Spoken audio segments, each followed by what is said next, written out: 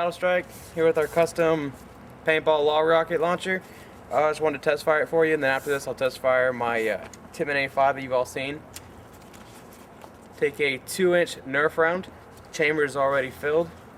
Just drop it down to the chamber. Point down that way. It's about maybe 50 feet.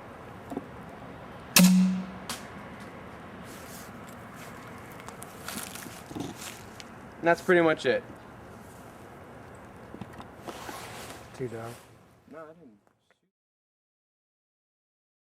Hang on, don't do it. Don't do it. Alright.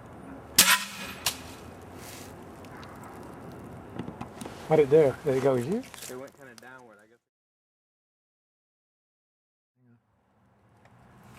This is my Tippmann A5. Just wanted to shoot it for you. Putting one pod, 140 rounds. I'm going to shoot it all in ramping. It's usually what I play with in the fields. There I go.